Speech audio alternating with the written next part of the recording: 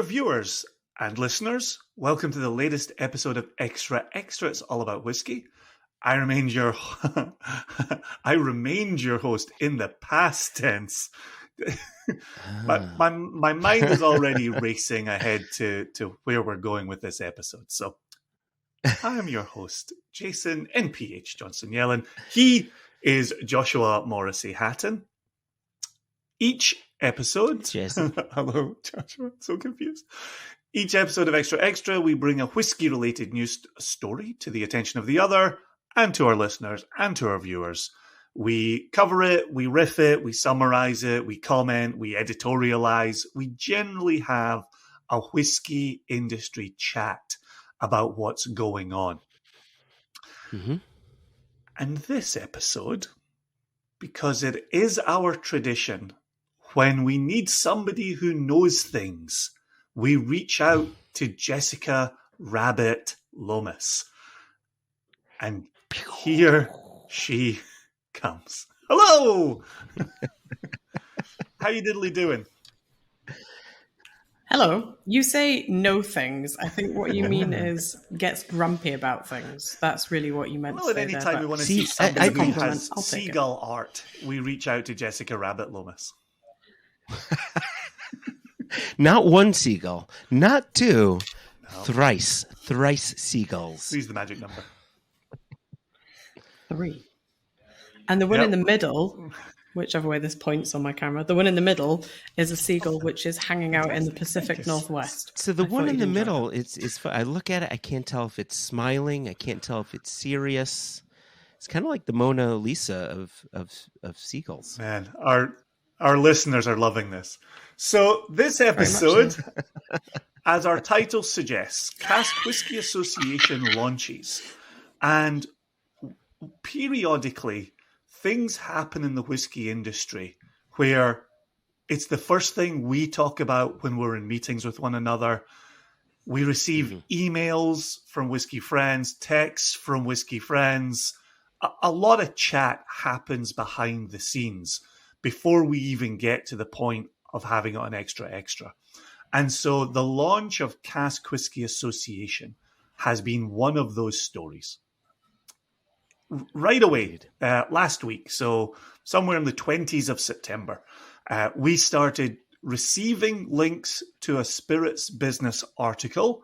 I am quickly calling it up so that I can say that was authored by Georgie Collins on the 21st of September. A name that we are familiar with. And this article started to put out details on an executive board, an advisory board. There was going to be an association that was looking after the cask investment market. I know there's a major thread that I always think of when the cask investment stuff is going down. Joshua, I know there's a thread you think of when cask investment is mentioned. And Jess, I know there's a component of this that is a go-to for you as well. If I may just kind of lead out by saying my main thread here has been, when will the Scotch Whisky Association step in to all of this cask investment that is beginning to give the industry a little bit of a black eye? Questions are being raised, concerns are being voiced. Who's in charge of this? Who's giving this a rubber stamp? Who's approving? Who's the authority? And they haven't done it. The SWA has not stepped up to fill this void.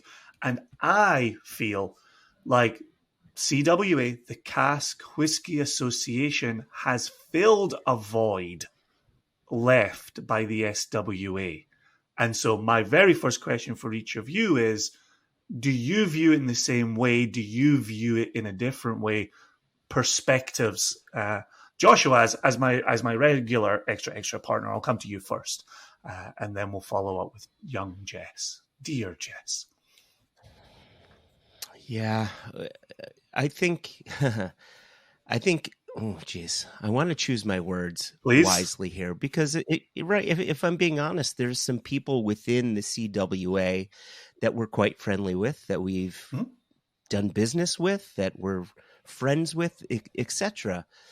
But it seems that, yes, the Scotch Whisky Association has left a hole that the CWA has filled, but should they be the ones to be filling that hole? And I think that the answer is no. But I'm going to take it back a little further. When anybody who's read the article, and I urge everybody to read that article, and I think there's a subsequent Forbes article that the both of you have read that I've not George read yet. Koutsakis wrote a pretty good piece on that. I'll reference. I'm sure Jess will reference as we go through this episode. Yeah. And my concern with the CWA. Well, first off, I like what they led with, and they're leading with the idea of consumer protection, which on the surface, that's something we've talked about for a while, because it harkens back to the old cask investment schemes of the 80s and, thereabouts, that really ruined the lives of a good number of people who have invested into casks and lost a good number of their monies. So that's a good thing. Let's protect the consumers. The problem is there's no mention. I mean, there is a mention in the article about the protection of industry, of bottlers. But when how should I say this? I'm going to say something you guys don't like. I'm going to say a nice thing about the U.S. three-tiered system. Even a blind squirrel finds a nut once in a while.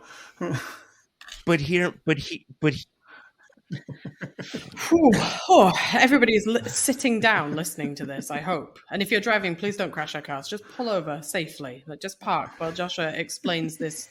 But hear me point, out, right? Please. The U.S. three-tiered system is put in place to ensure that an importer cannot own all the tiers of the system of getting bottles onto a shelf and therefore claim all of the margin, therefore monopolize the margin from anyone else, therefore artificially affect pricing to increase their own margins. So an importer in some states can have a distributorship, but they can't have a retailership. Or in some states, they can only be an importer and nothing else, right? Or there are protections in place. And what I'm seeing here is there's no delineation between someone who can be a cask broker and someone who can also run a cask investment company. And when you allow someone who can run a cask investment company to also be a cask broker, you can't trust that someone, and I'm not saying this about the people on this board, I'm just saying sort of writ large, there needs to be regulations in place where if you separate the two, you can ensure that someone sitting behind their desk doesn't say, you know what, I can make a bit more money on this cask if I put it into the investment market than I can selling it into traditional industry and sell it for traditional industry prices. So I think what there should be to protect not just the investor, but also industry is a separation of an organization that could be a broker and an organization that can be a cask investment firm. This way, there's no bleed. This way, there's no chance of harming either side, or less chance of harming either side. Does that make sense? Yes, I think that's very controversial, and possibly, to my mind, maybe making it a little bit more complicated than it already is. I like where you're coming from, and I see why you're coming from that, and maybe perhaps why that sort of style hasn't come out of the UK, because I guess a lot of this news has come from UK sources, and we don't really deal too heavily with the 3-tier system. It's over there somewhere. So I can see why maybe perhaps. Okay. That's not a view I've heard before, especially not let when me entitled. throw It's this like the example three-tier out, and I'm not system. going to use any names whatsoever. Okay. Last year, speaking to a shop owner who does special casks for their shop, was trying to get a cask of a certain 25-year-old whiskey.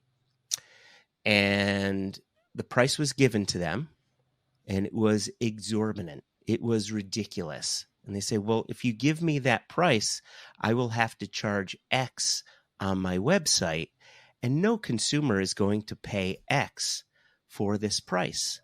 And that broker told that shop owner, well, I can just sell it into the investment market for that same price. So it's up to you.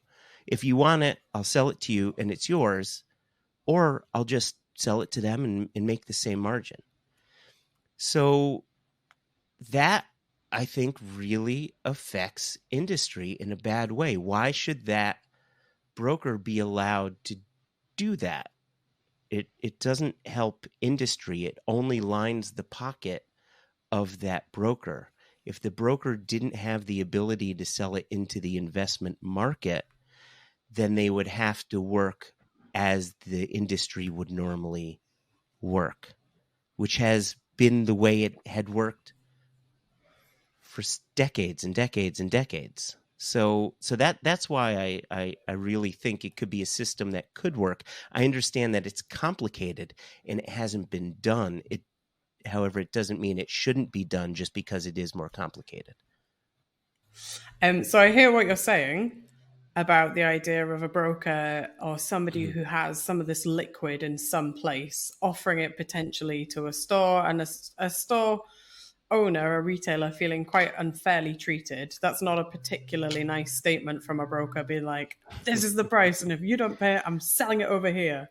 Like, that's not a nice way to behave. And this industry is pretty small. So my knee-jerk reaction as a retailer would be to make sure I never use that broker again. But there's a tiny part of me, and this comes with a lot of asterisks, so don't come for me. We live in a free society. Some could say a capitalist society. And if you decide to say to somebody, this is my price, either take me at this price or I can sell it to an investment company, another retailer who's happy to sell it for top dollar, somebody who just really wants a cask of whiskey for a huge overinflated price, something like the CWA isn't going to stop that happening. They're not dictating market prices and market values. What the CWA is forming is a gang of happy-go-lucky misfits who have a little shiny brownie badge that says, we're one of the good guys. So we probably wouldn't do what happened to that guy in the example. But I understand you've got other views that we need to bring up, and Jason has views that he needs to bring up. My last comment to that is there's a difference between capitalism and a monopoly. And I think that we are verging on a monopoly here when someone is allowed to service both sides of the business, both investment and industry. And it wouldn't hurt to separate the two. You could still have capitalism just without the monopoly. That's all. I'm with you. And I think my response to Jason's question about when you hear talk about this kind of thing, how do you feel? My initial thoughts are this remains a very underregulated market. Yes, to be involved from our side of the fence, there are lots of licenses, lots of bits of registration you have to have with the revenue in the UK, lots of rules as a company we have to comply with. But as a private individual who is walking down the street, I mean, as a private individual who's scrolling through Facebook, if I'm honest with you, and is getting endless results. Like, I've been looking at this for a couple of days, and when this announcement was made, so my Facebook and Instagram algorithms are absolutely riddled now with hundreds of these gas companies being like, hey, come buy these things from us, some of which I'll get to in a bit. I think, the lack of regulation really shocks me. The idea that you get these adverts in your, social media feeds, or more frighteningly, people coming to you being like, hey, I've heard it's a really good idea to buy this. And that happens all the time, partly because of my job, our job, but because I run a whiskey tasting group and because people know what I do for a living, I get these fairly unsolicited emails of people being like, hey, I'm being offered a cask for this much money. Should I buy it? Is it a good investment? And I have a copy-paste response, which is, I'm not a financial advisor. I'm not backed by anybody. It's your personal money, and you have much bigger pockets than I do. 15 grand on a cask might not be a huge amount of money for somebody who's looking to park some of their huge piles of cash somewhere. 15 grand is an awful lot of money to me. So my approach to this kind of thing is going to be very different. So the idea that there's no regulation, that you just rock up at somebody's office or you fill in a little form online and they ping across a very sexy laid out brochure with lots of these words like exit strategy, managed portfolio, diversifying your investment. These words, which to me fill me with dread. They all seem very big, complicated finance things. I can see why if you're getting them thrown in your face all the time, eventually you're going to be like, well, this company that pops up regularly, they seem to know what they're talking about, right? But that's one of the interesting things, and one of the quotes from Colin Hamden White in the Spirits Business piece, where he says, we're not really looking for a regulation like the Financial Conduct Authority, for example, but we do feel that there should be some regulation around advertising, right? Like he's already saying, we're not going to play in that sandbox. We're going to play in this sandbox over there. What's interesting in what you've just said there, Jess, is your response matches the SWA, which is, we're not financial advisors. We're not going to get into the market of cask investment. Do you think it's right for the SWA to be on the sidelines here? If that's your personal position, that's one thing. Do you think that should be the position of the SWA? I think that's a very tricky question, and I'm very conflicted, as I suspect a lot of the SWA lawyers are. So please, SWA lawyers, don't write the questions under. Because I think that's the point, right? The SWA exists as a body to keep the industry in order. Their job is to make sure that we're not producing whiskies that are popping up in another country and labeled as one thing. We're making sure that nobody is like, oh, this cask of whiskey appeared in my garden and now I'm selling it to very big online distributors, and to maintain quality and to make sure that the definition of what makes Scotch whiskey, its very essence of what it is kept within some pretty strict order and kept to a standard. Nowhere in their day-to-day job is their involvement on a financial level. The SWA are not here to say, right, distilleries can sell to people. If you are in column A, your cask is this. And if you are a person in column B, then your cask is this. The SWA take no part in that. They leave that up to distilleries, brokers, people who are doing that. Rightly or wrongly, it's difficult because they've reneged a tiny bit. There is a tiny little kind of 3-page PDF, which I think, Jason, you'll be a fan of because it's PDF on their website, which talks about cask investments. But it doesn't really scratch the surface any deeper than make sure you've done your homework, check out company's house. Does this company look like a reputable business rather than a man with a Squarespace website and he runs it from the boot of his car? Not that it doesn't really go into detail any more than that. It gives a few important words, like if you're buying a cask, make sure you're asking for a DO, that's a delivery order, not an ownership certificate or some other fabricated words.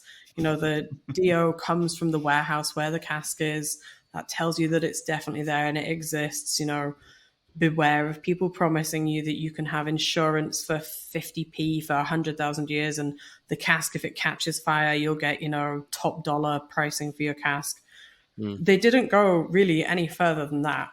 I think the silence on their part is deafening. I think they don't know whether or not this is my opinion. I think they don't really know if they're in a position that they can come out and condemn this CWA as it stands, or if they can't exactly come around and say, well, look, lads, we've been really quiet for ages and we've had no opinions, but this, whatever this is that we've seen come past our window, we don't like the look of that, do it again. I sort of feel like maybe the time has passed for them to say, right, we're going to put together whatever some sort of form of a CWA looks like.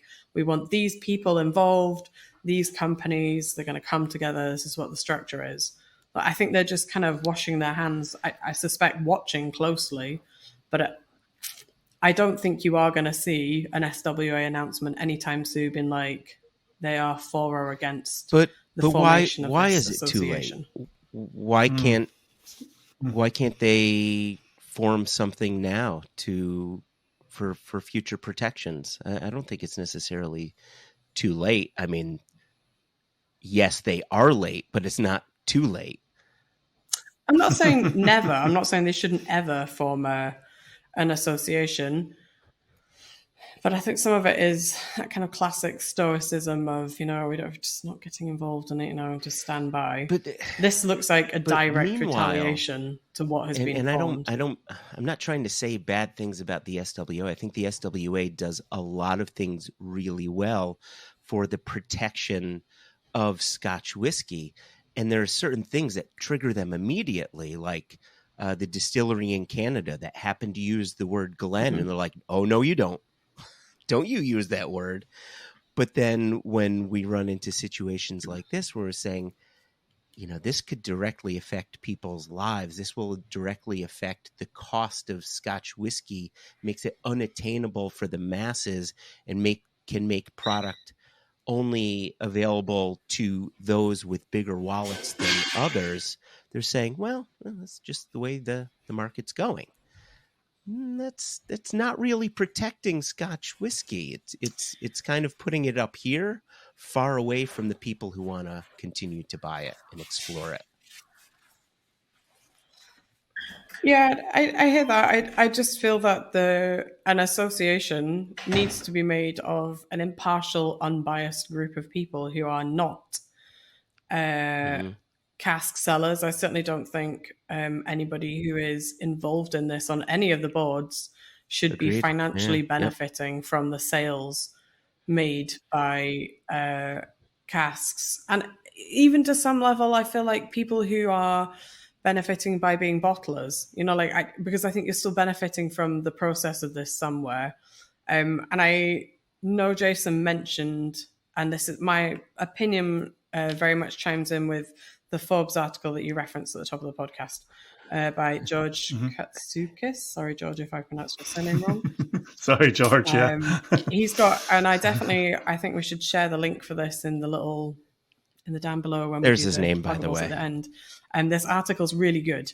Katsoukas. There you go. That's how. Sorry, George. Okay.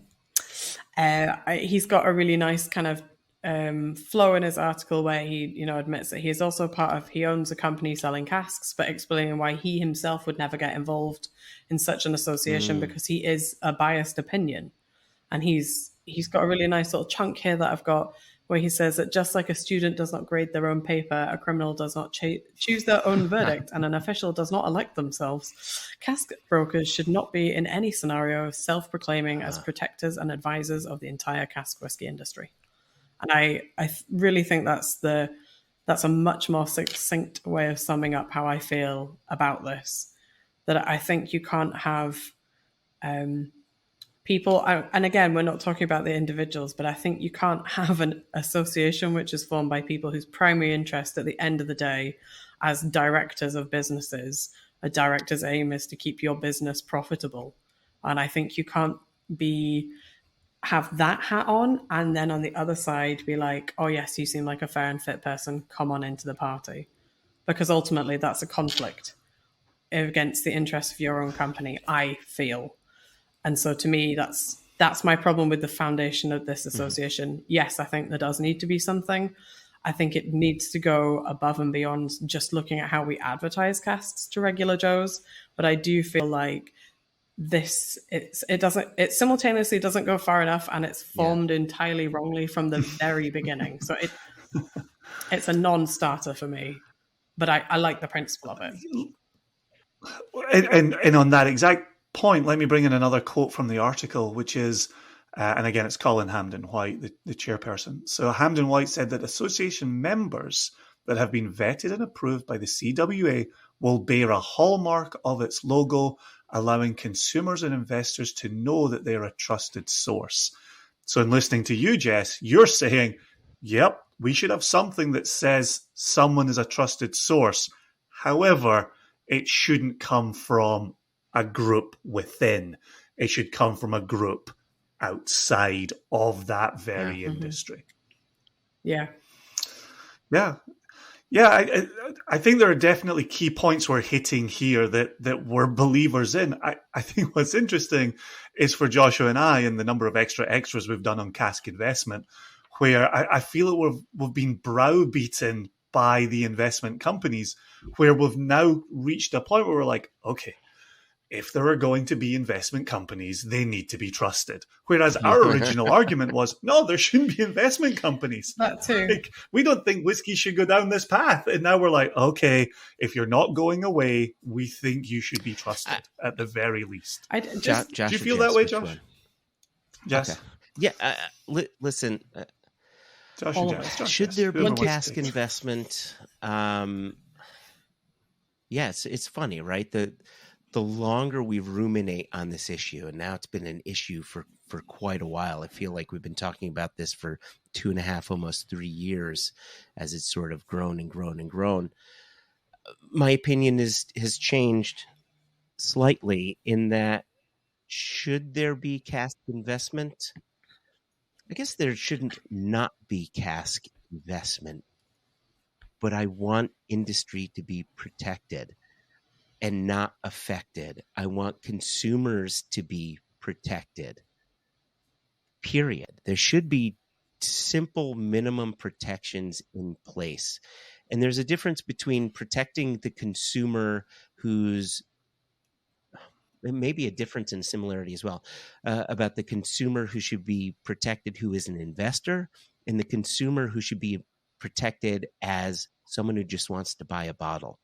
Someone who is able to go to the whiskey exchange and buy a 12-year-old Tomatin for 65 pounds, and now they've got to pay 85, 95 pounds for it. And it doesn't, people can't afford that these days, right? With inflation and recession and all this, it's both the bottle consumer and the cask investment consumer are significantly being affected. So I'm curious what changed for you from there shouldn't be cask investment to, okay, if there's going to be cask investment, let's protect investors. I think it's just going to pop up. And if it goes away now, that's fine. It'll go away now. Right. But just fast forward another generation and it's going to pop up again. Everything is cyclical. Why not put regulations in place that can protect us now and protect us going forward? That's all. I don't think that there's any way of getting around it or away from it. Okay, Jess? Yeah, no, I'm with you. I think you can't get away from, now it's too late. I think there's too many people quoting my favorite quote about the Knight Frank Index, which is a little bit taken out of context. It's the quote that everybody will have seen that says, whiskey is the best performing luxury category in the last 10 years. And then there's always a ridiculous quote that I think's like 548% or something increase in value, which like out of context is a fabulous number to throw about. I think actually the original context to that quote was actually to do with bottled liquid. It's got nothing to do with bulk stock. I have seen somewhere.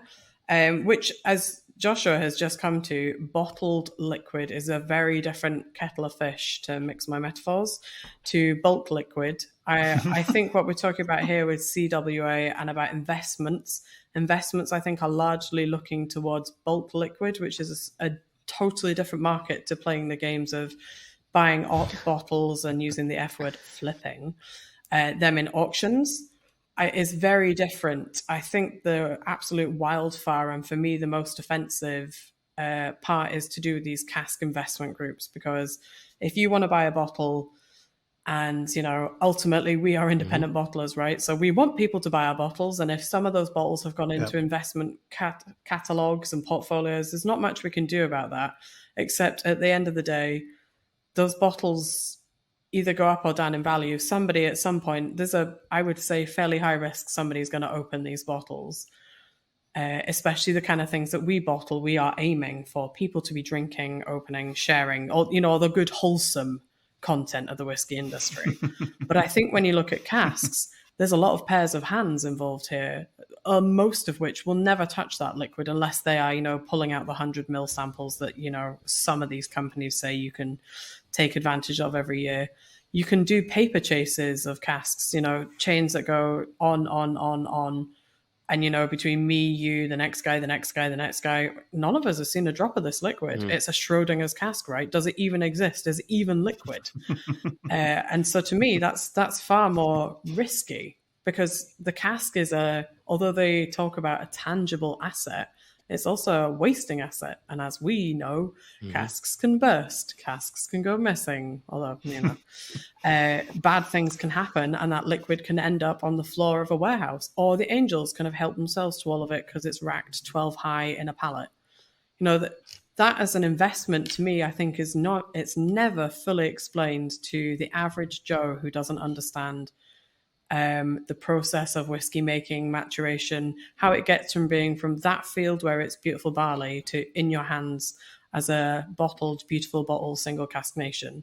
The average Joe, there's a whole lifetime's worth of knowledge happening there. And I think the people that are seeing 548% return on your investment are like, brilliant, I'll put £10 in times 548% over a lifetime, and they don't understand that there's a whole chunk of stuff that can happen. And those are the people who I genuinely, and I say this frequently, need protecting.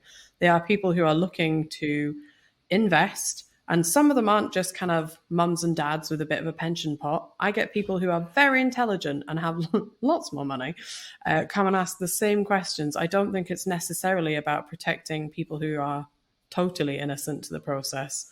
I think it's because it looks really sexy and glitzy, right? Oh, I've got 5 casks of whiskey, I've got 3 Bugattis, I've got 10 Rolexes. That's how we're treating all of these the same, and yet you're laughing because they're 3 totally different products. Yes. But in terms of investment, we're treating them the same. We're using words like portfolio manager, we're using exit strategies and management and diversification. But you can't control whiskey. Like, you could go and next time you get that cask regauged, suddenly it's dropped 5%, and our exit strategy, which said my 25-year-old another distillery was going to be blah, blah pounds per bottle, which means that the cask is worth this. Oh, well, suddenly it's 39.1%. Shit, it's not worth any of that. And I've waited 25 years, possibly, to maximize my 548% return. Right. And the phone call comes through saying, so that 15 grand you gave us as new make, which is a horrendous new make price, we could maybe swap it for another cask for you. And I think that's where we're going to get a lot of angry and disappointed consumers further down the line. We've seen it with people who bought those Bell's decanters as investment. And, they were promised these bottles were going to be their pensions.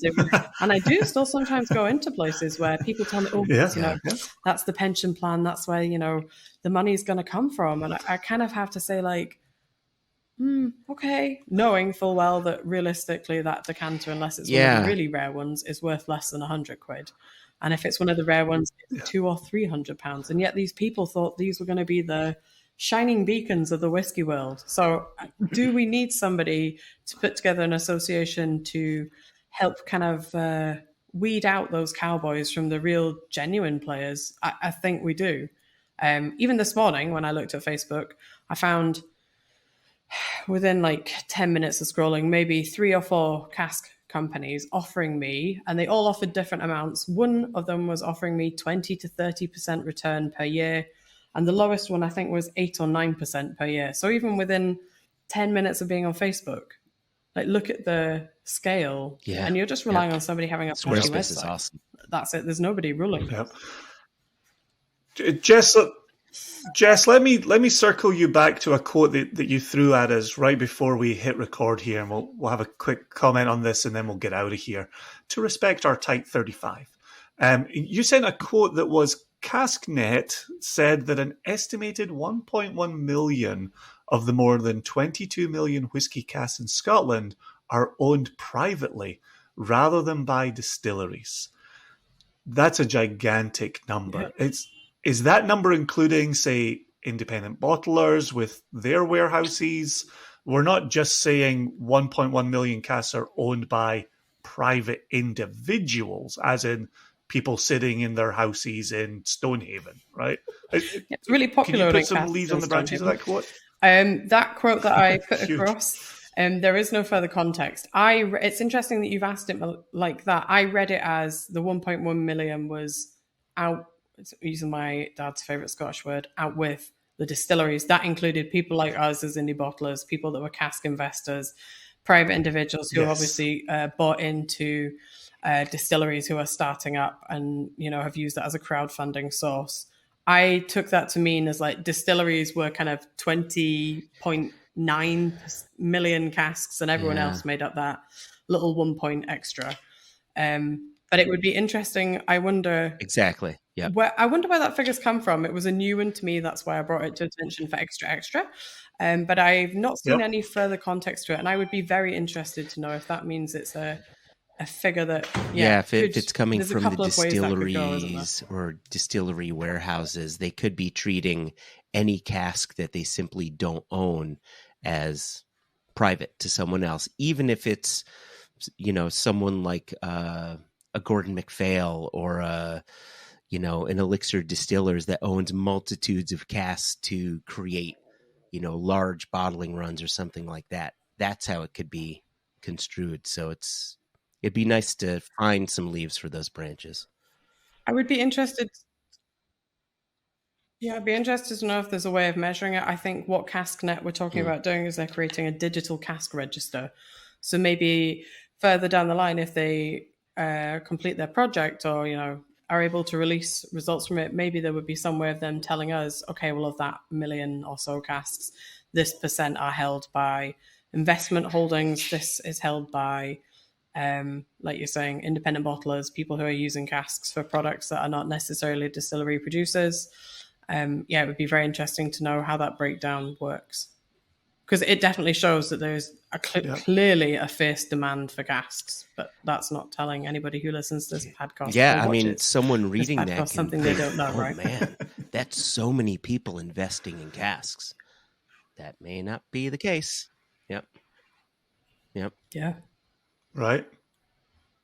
Yep. Right. That's why I wanted the coverage and extras to say, no, they might be legitimately held by enterprises that have legitimately held casks for decades and lots of decades. So, all right, I think we walked a careful line through the CWA and the realities of cask investment. Our parting words always remain the same: be very careful out there. And if it's too good to be true, it probably is. If you want to drop us a note, questions at onenationunderwhiskey.com, info@singlecasknation.com. Also, you can drop us a comment either before or after you subscribe, before or after you TTB. You can let us know your thoughts on investment as well. Indeed. Jess, it has been wonderful having you along today. Thank you kindly. We always learn so much. Joshua and Jason, we three will get out of here the way that we always do. Is it like this? Do you do like this? You say peace. Peace. Is that it? Did I do that right? I think it's this way. Okay. Peace. Peace. Peace. Peace. I think the word's important.